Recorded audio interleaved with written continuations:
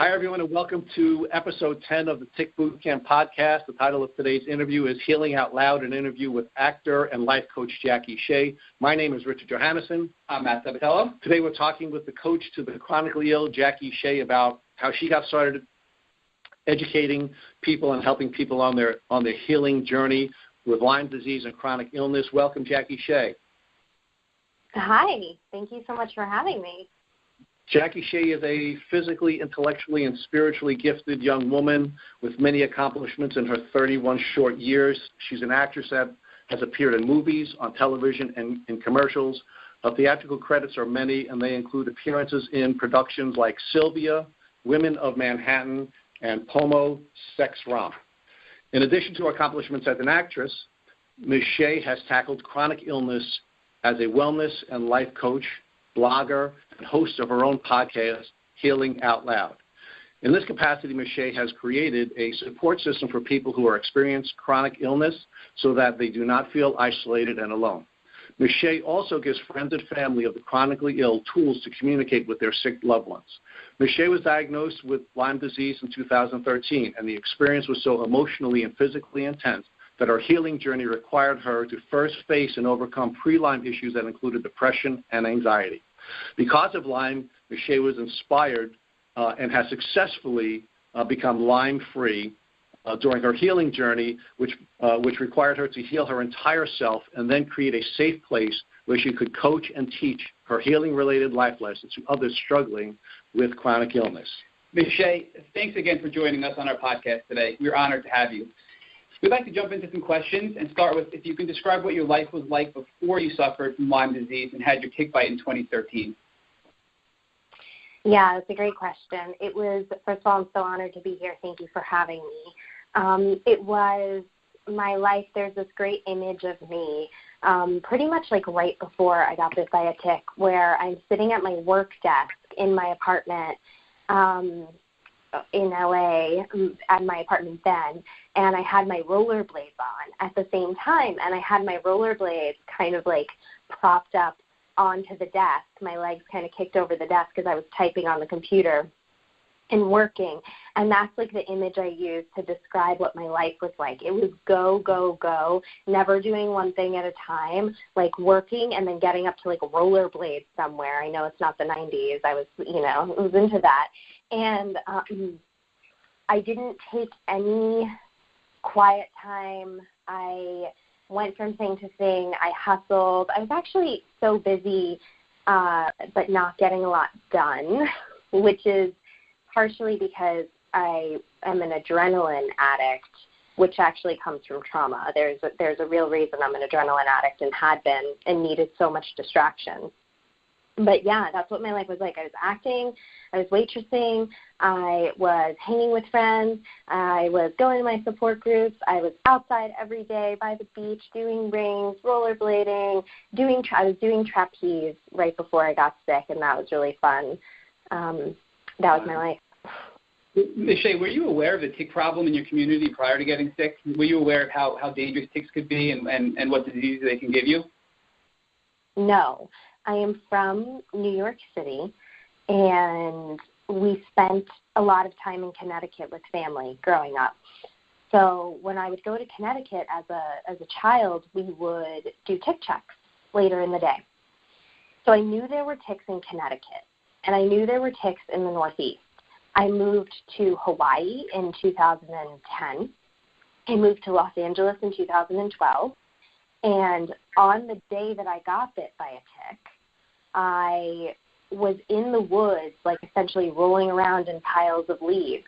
And when I left the woods that day, I thought to myself, if there was ever a day to check for ticks, this would be the day.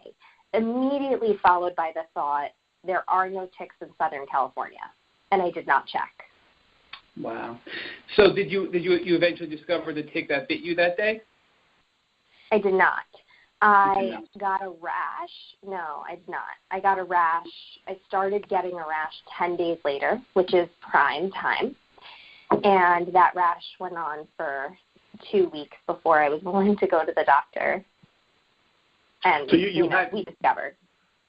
Jackie, did you have the classic bullseye rash?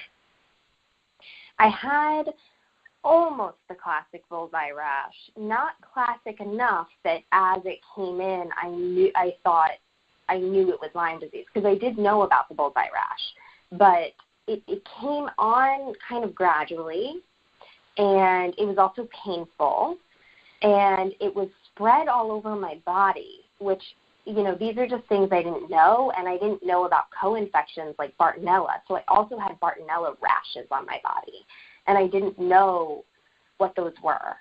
So no, it was classic. And then at some point, like maybe a week into the rash, the center of my main rash started to clear, and it became a sort of deformed bullseye rash. And when I went to urgent care finally, because I was just distraught, nothing was helping with these rashes, and they were causing me pain, and they were just spreading every day. They were getting worse. And this urgent care doctor that I just got so lucky to land with said, "Have you been in the woods lately?" And I knew exactly what he was going to say. And I knew exactly the moment that it happened.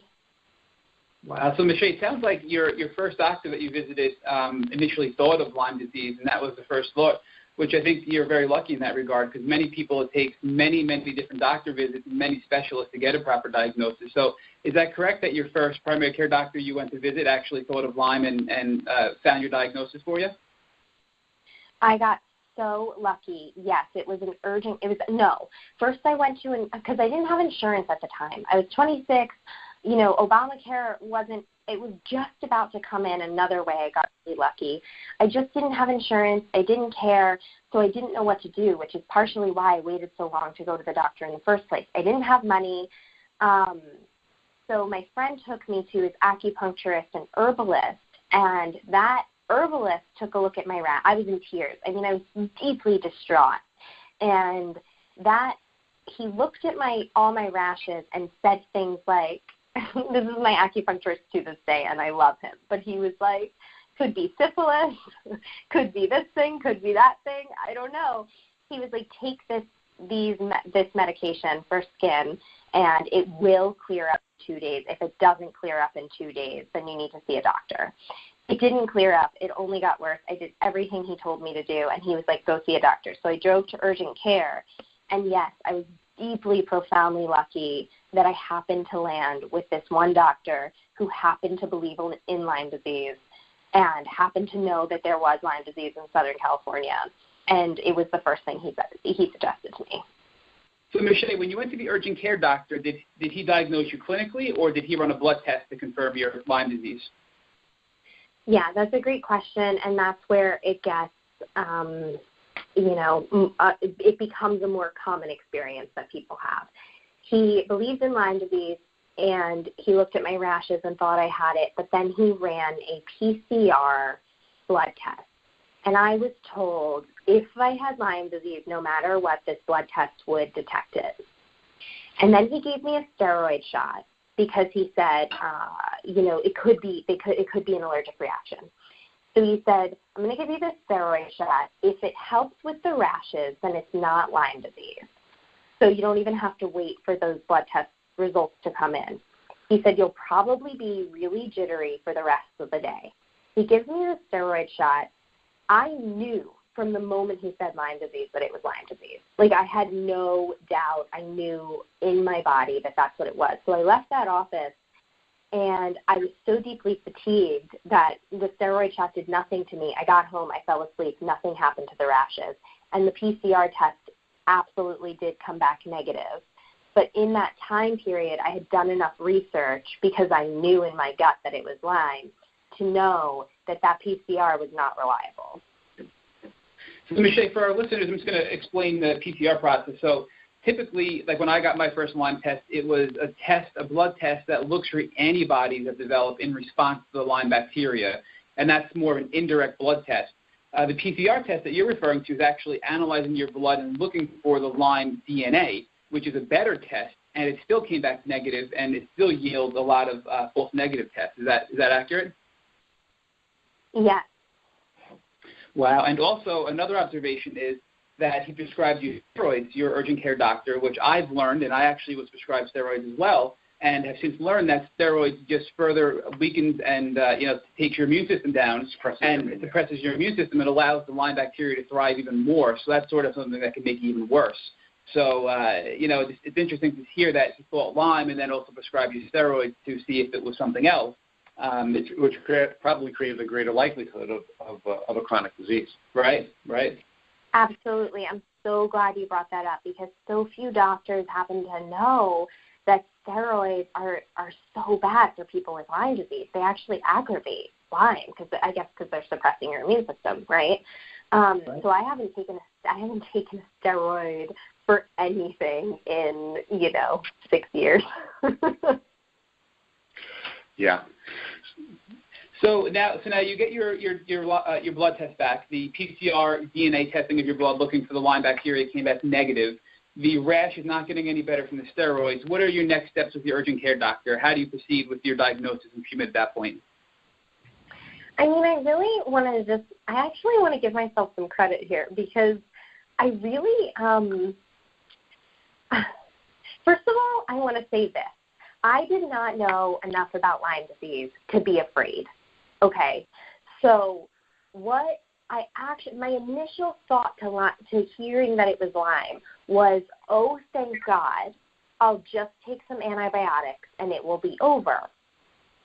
And I was initially so grateful that I did not have another diagnosis of psoriasis, because that's what I was afraid it was, or bed bugs. Like, that was my initial reaction, just for giggles here. I was like, thank God I don't have bed bugs. Thank God I don't have psoriasis. I have Lyme disease, and I'm just going to take a handful of antibiotics, and I'm going to be fine. So at the same time, I decided to just start doing some research because I really wanted to just get it over and done with as quickly as possible, as efficiently as possible, and as effectively as possible. So I called up a friend who I knew had Lyme, and she had a brutal version of Lyme.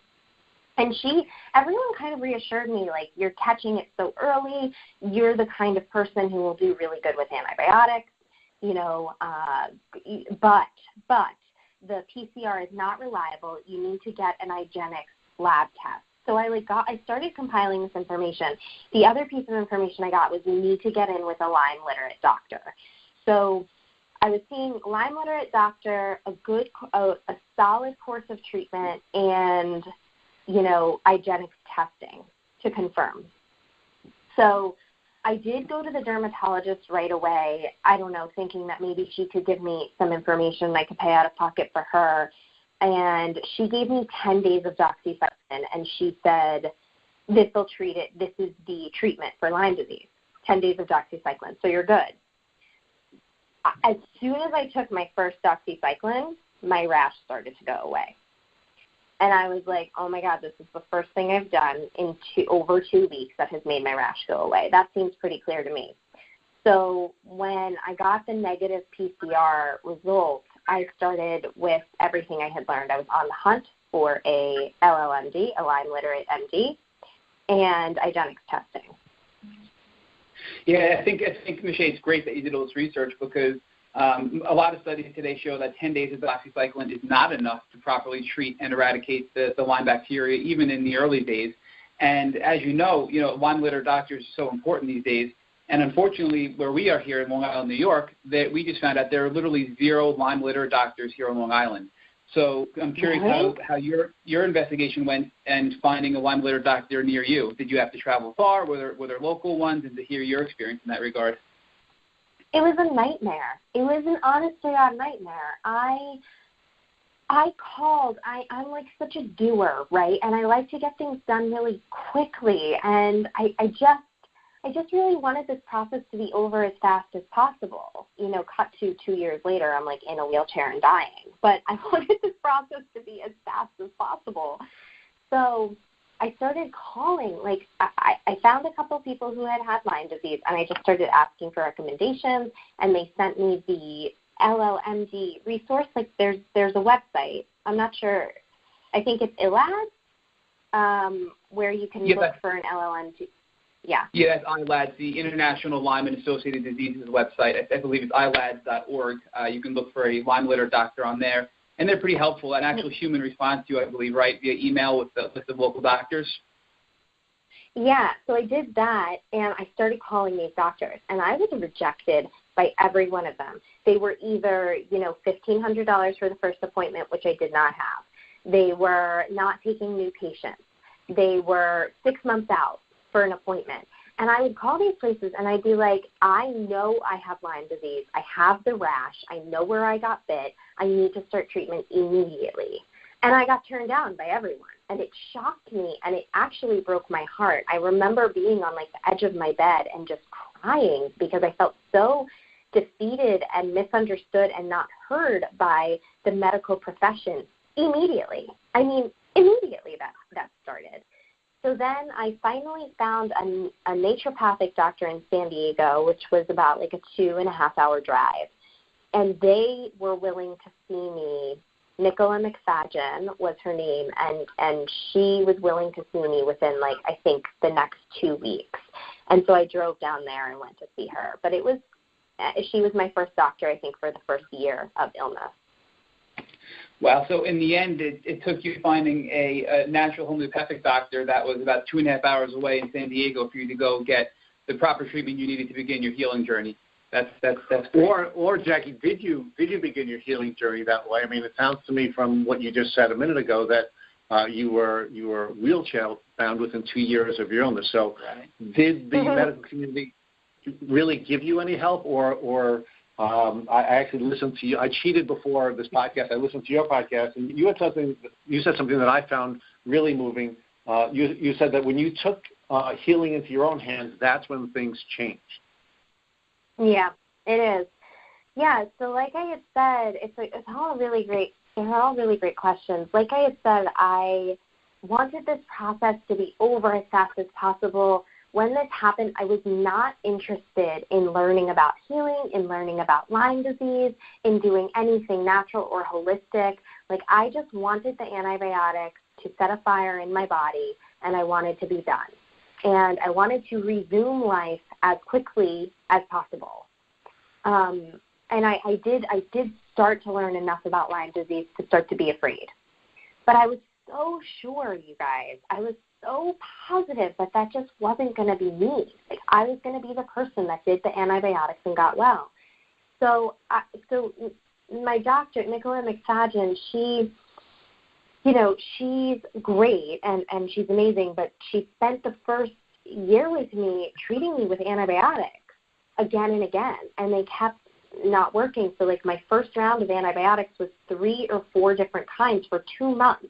And I was like, that's sufficient. That's going to be great. And after those 2 months were over, we got off of them. I felt really good for about 2 weeks. And that was the cycle. I'd get off treatment, I'd feel good for 2 weeks, and then I'd feel worse than I ever felt in the first place. So I got hit with flu-like symptoms after 2 weeks of being off antibiotics that would not quit and that never turned into the flu, right? So I did more testing with her, and I came back positive again. So we did more antibiotics. And she put me on herbs, but I wasn't super dedicated. I was still eating gluten. I was still eating sugar. I just really thought this time we're going to add the intramuscular antibiotic Bisolin into the mix, and that's going to do the trick. And then I did that for 5 months. I did 5 months of 5 different kinds of antibiotics, including rifampin for Bartonella. And then when I got off of those, I was feeling good for 2 weeks. And then I had a relapse I got sicker than I ever even knew a human could be. And again, went on antibiotics. So I would say that was the beginning of my journey. Yes. I learned a lot. And who knows what those antibiotics ended up doing for me, if they did any good, I can't say. But it was in November of 2014, almost a year later, that I quit it. I quit all antibiotics, and that's when I took healing into my own hands. And I would say that that's when I actually started to get well, even though I got sicker first. So what did you do? What did you do differently than the traditional medical community was offering you after you took control of your healing journey?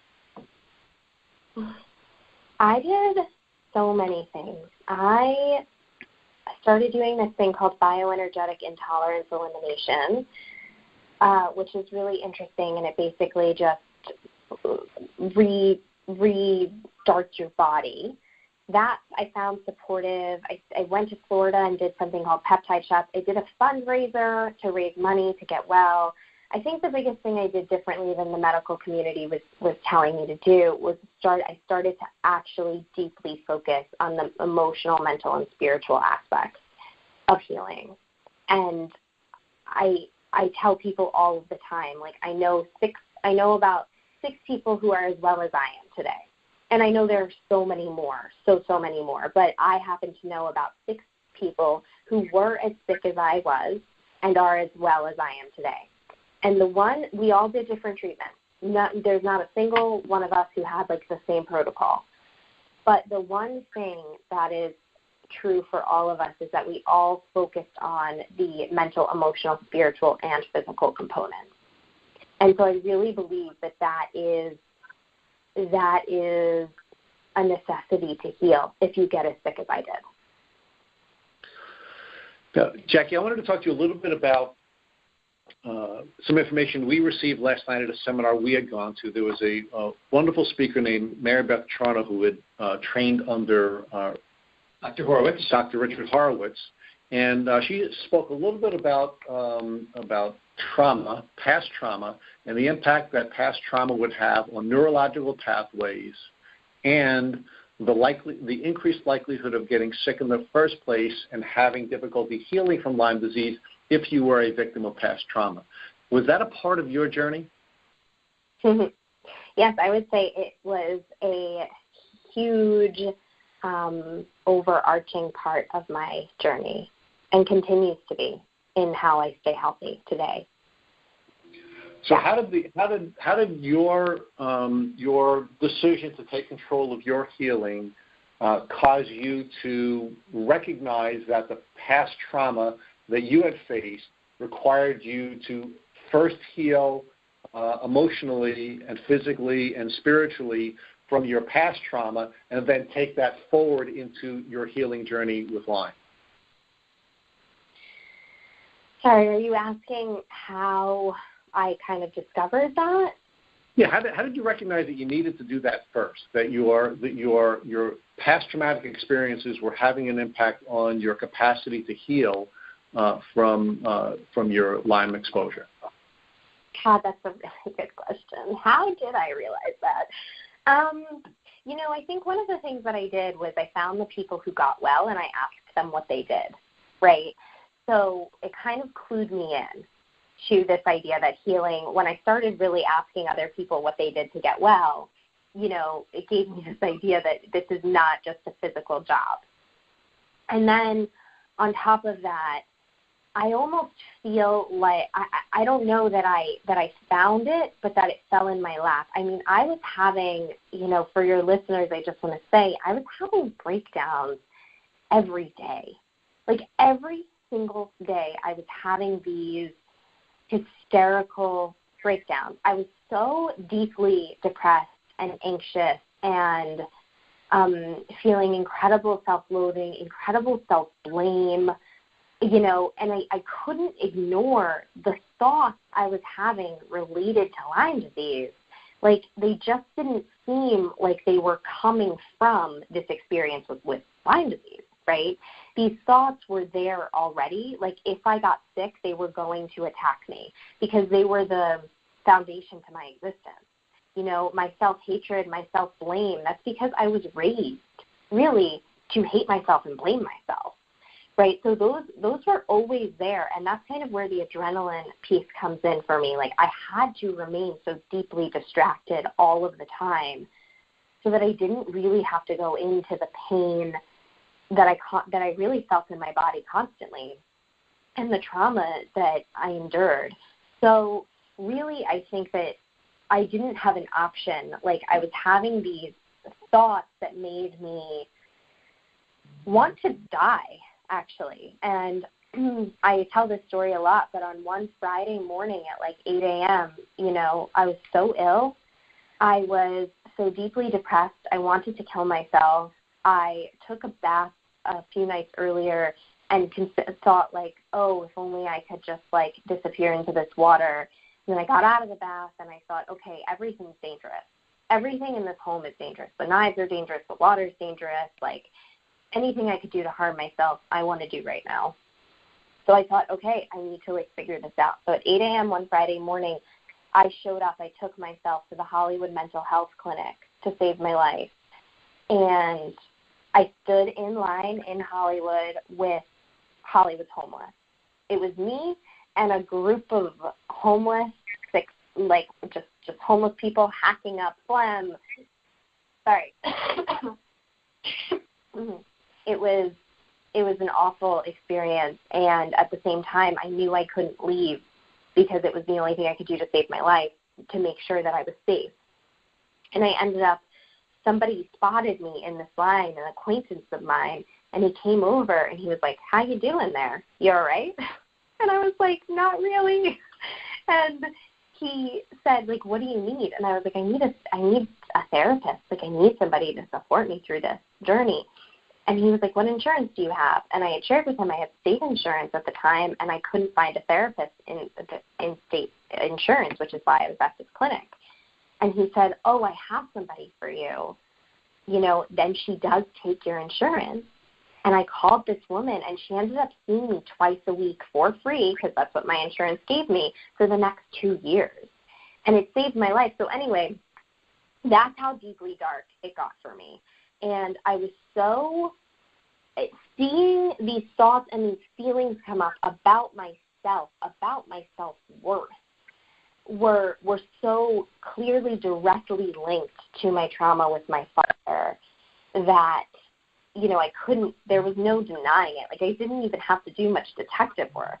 So I saw that in order to get well, and I read things like You Can Heal Your Life by Louise Hay, and I saw that in order to get well, what people that really got well were suggesting was, like, love yourself, love yourself, love yourself, love yourself. And in order to find an access point to love myself, I needed to face why I didn't love myself. And in facing that, I was able to I started this real honest relationship with my inner child, because it was like the only thing that would calm me down, and it was my access point to radical self-care, like care for myself like I was caring for little Jackie, like a little child. So in healing that, in starting a communication with my inner child, I started communication with why she was so traumatized, and I started really healing her and reparenting her. Is this making sense? Absolutely. Well, Jackie, I read my news feed this morning, and there was a suggestion that this was going to be a tear-filled weekend between the Avengers Endgame and the Game of Thrones. I didn't realize that Jackie Shea was going to make me cry today. Well, thank you for sharing that beautiful story with us. You are making me cry right now. So, I'm sorry. So tell me about how taking care of Jackie put you in a position where you could first deal with the traumatic events that you faced, that you so beautifully shared with us, and then you were able to take that next step to healing your Lyme. Yeah, so the inner child work was really key, and I do a lot of this work with my clients because it is so key in radical self-care, which is key in healing, in my opinion. So it was like I had this companion in my body that got to tell me again and again what she needed. Right? Like, I couldn't take care of myself without seeing myself as this little child that needed things that I could give to her.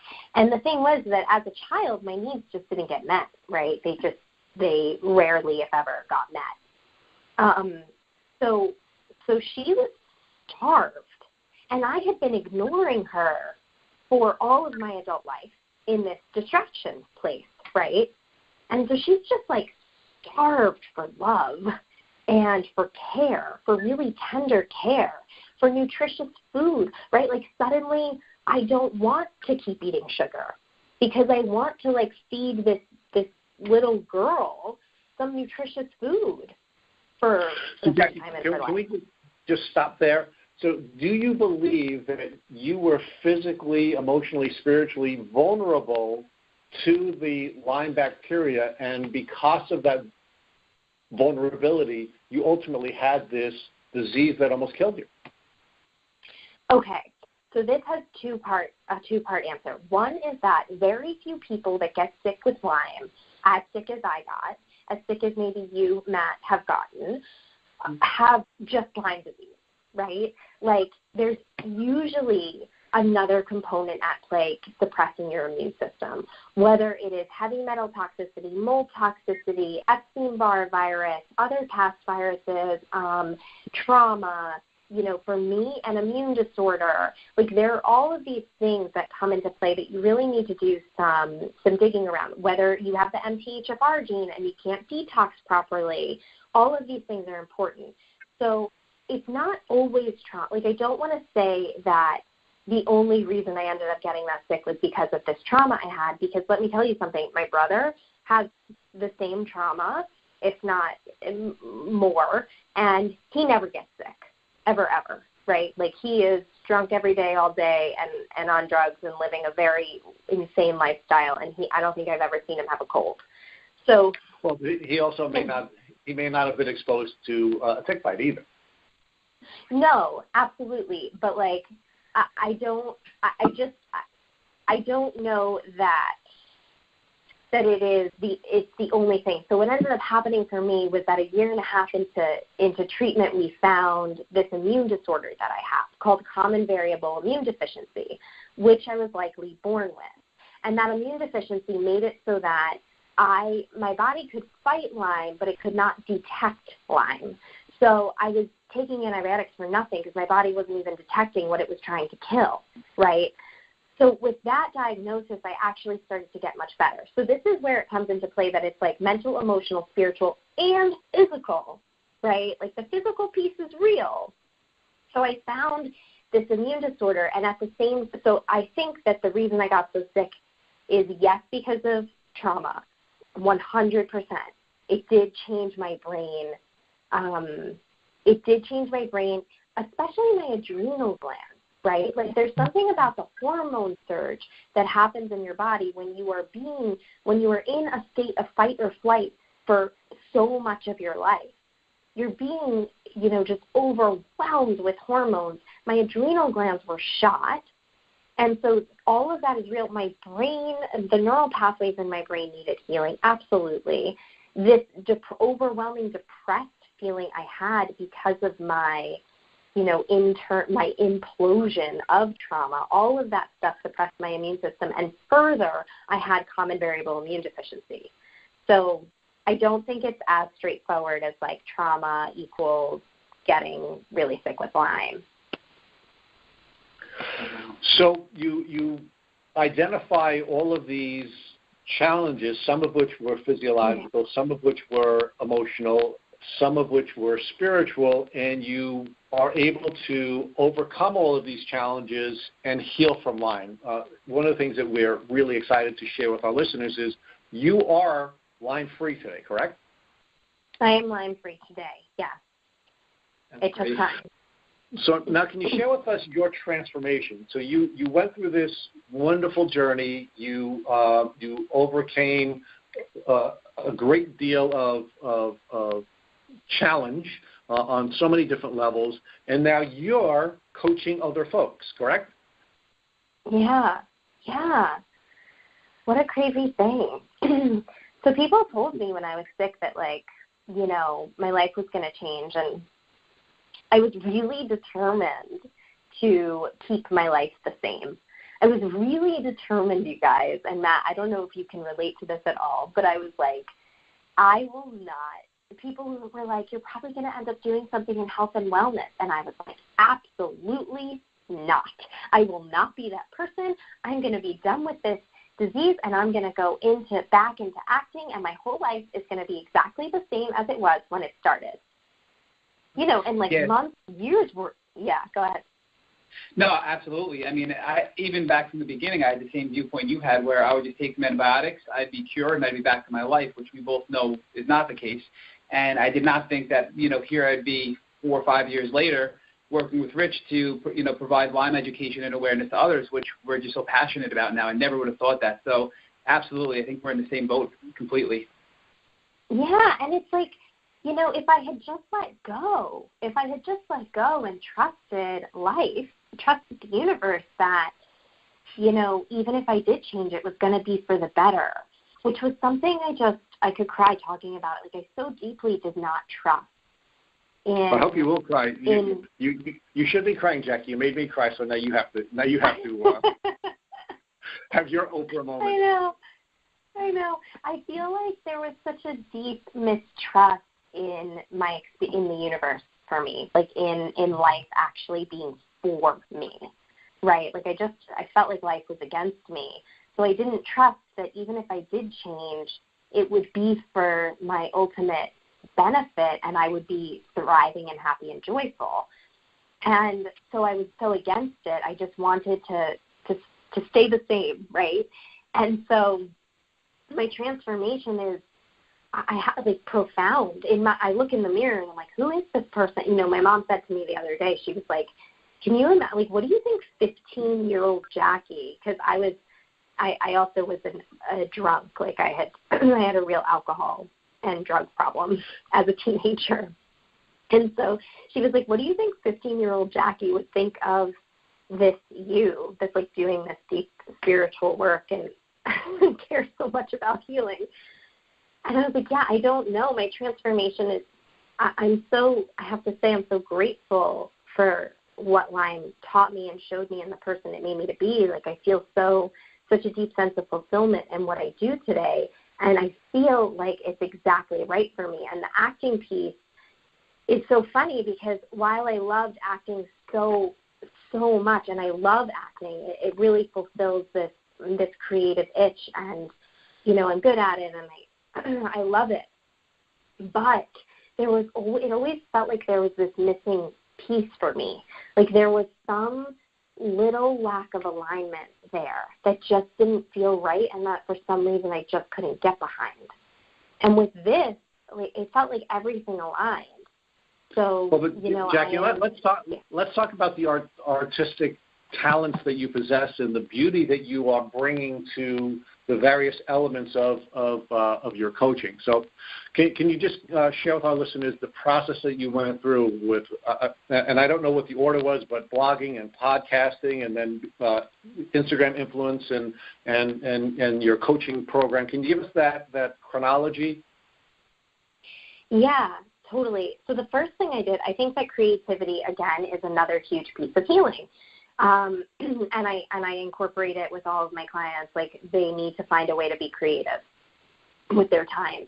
So the first thing I did was I actually picked up my Leica. I had been gifted this Leica camera, and I was like, I never used it. So I was like, okay, what I'm going to do is, when I was very sick, I'm going to take a photo a day for 365 days to basically distract myself and give myself something to do and to produce something in this time that I was bedridden. So I took a picture a day for 365 days, and it changed my life. I cannot express how important it is to have a creative pursuit while you are sick. And so that was the first thing I did. And then when I was in Indonesia getting ozone therapy, I was freaking out. Matt, you might relate to this, but I was so scared. I remember my best friend was with me, and I was telling her, I was like, I'm so afraid that I need to become a naturopathic doctor because I've gone through this experience and now I need to help others, and I really don't want to be a naturopath. I was like, I just don't want to do it. I'm having all this anxiety. And she stopped me, and I was very sick. I wasn't going to be doing anything then. She stopped me and she said, well, why don't you just do what you're good at and write a one-woman show about the experience rather than becoming a doctor, which you're not good at.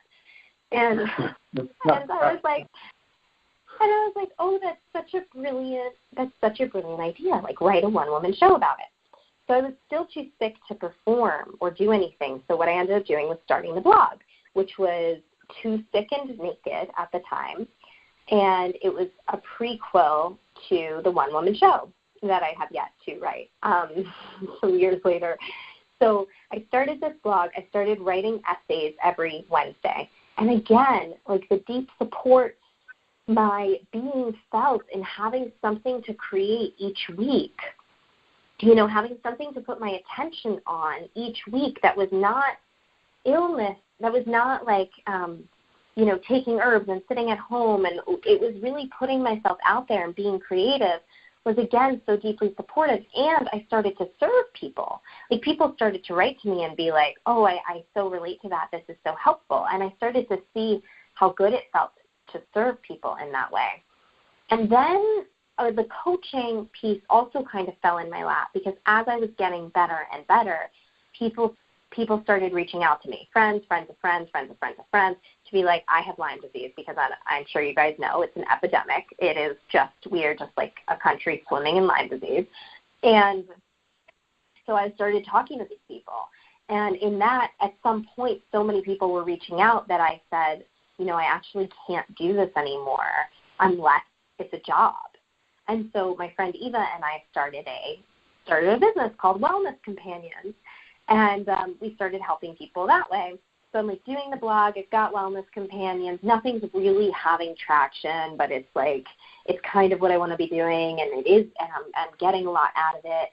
And the writing had taken I was on a podcast, and in being on this podcast about fear, I thought to myself, like, this seems like fun. And I had been writing a long essay every week for like 16 months. And so I thought to myself, like, it must be easier to podcast. Like, maybe I should just podcast and interview people. And I got so into it, and I taught myself everything. And like you were saying, Rich, like, you listen to my early episodes, they are not that good, and I just didn't know a lot. And so what I learned is that they're now beautiful. They're beautifully done, Jackie. Oh, thank you. And what I learned is that, and you guys might really relate to this, is that podcasting is actually a ton of work. It's so much work. It's actually quite challenging, and I love it, and I loved it, but it was not like easier than writing an essay every week, which I thought it would be. And I'm so glad I ended up doing it. However, that's what it was born out of. Like, I no longer want to write this essay every week. So that was sort of what happened. And then with the Wellness Companions, it just like wasn't getting this traction, but I really wanted to coach people. And what I ended up doing was hiring my own coach to create this business that I visioned for myself. And once I hired my own coach, everything took off for me. That's the most in a nutshell I can get about it. Well, I can tell you that my initial reaction when we came across your Instagram was that it's artistically beautiful. The colors are beautiful. The images are beautiful. You're physically a beautiful woman, but the way you've captured, or whoever's taking your photographs have captured you, it's just beautifully done. Which then took me to your podcast, and the podcast, like your Instagram, is a page, Matt? Yeah. You don't tell I'm old, but just like the beauty that's portrayed in your Instagram account, I found the same in your podcast. The imagery that you develop with your language and your descriptions, beautiful. And I think that superpower you have from your acting has really I think lent to a beautiful production in all that you put into the universe. I love. Thank you for saying that so much. I deeply appreciate it, and need to hear things like that frequently. So thank you. And also, I just love that you keep using this word, Rich, superpowers. Because everyone has their own, right? Do you guys know about the Super Better people, the Super Better creators? No, we don't.